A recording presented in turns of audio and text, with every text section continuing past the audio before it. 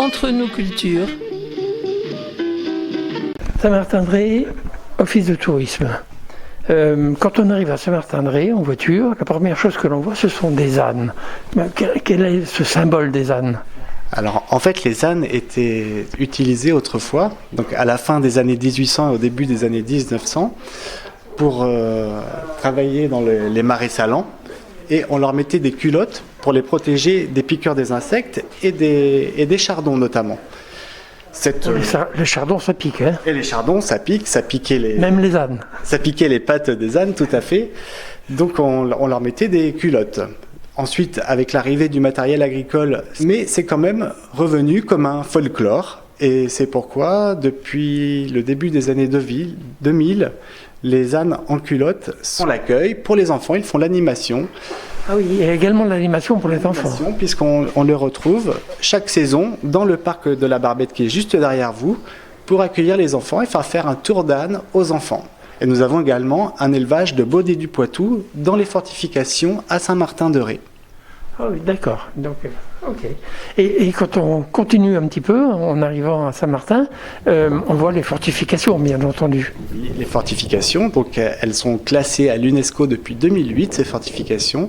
Elles sont en parfait état, comme vous pouvez le voir. Elles ont été faites par Vauban, qui était l'ingénieur du roi Louis XIV, à la fin du XVIIe siècle. Et donc, depuis 2008, elles sont classées à l'UNESCO. Il y a des visites guidées qui sont organisées pour qu'on puisse les découvrir. Toute la partie ouest est accessible aux visiteurs librement. Donc, oui, ça doit être très agréable de se promener sur ces fortifications-là et au bord de mer.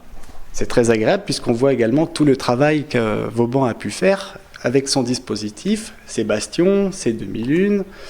Donc ça donne une vision du génie de Vauban, oui. Tout à fait. Il n'avait pas prévu le pont encore, lui. Et une caserne, prévu le pont. Après, il avait prévu la centrale. Mais... Ah oui, pour la protection de l'île de Ré, il a fait beaucoup de choses, effectivement, contre les Anglais, en fait. Oui, il a fait beaucoup de choses, tout à fait. Voilà. Donc les fortifications, on arrive au port. Le port, il y a une écluse, je crois, sur le port. Pour avoir une partie toujours en eau. Voilà, vous avez un bassin à flot et un bassin d'échouage. Et l'écluse régule le bassin à flot. Et beaucoup de bateaux ?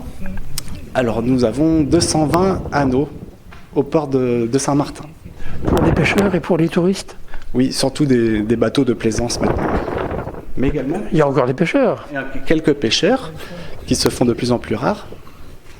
Mais ça reste un port très attractif. Vous avez parlé tout à l'heure de prison. C'est la citadelle, c'est ça ? C'est ce qu'on appelle aussi la citadelle ? C'est la citadelle. On ne peut pas visiter. Non, ça ne se visite pas, non. Parce qu'il y a réellement des prisonniers à l'intérieur. Le musée, vous avez en face de l'office de tourisme, il y a un musée important sur Saint-Martin. Oui, c'est le musée Ernest Cognac qui est juste en face. Et donc le bâtiment qui s'appelle l'Hôtel de Clergeotte, qui est typiquement un bâtiment de la Renaissance, accueille désormais le musée Ernest Cognac. Et on a fait une émission particulière avec le musée Ernest Cognac.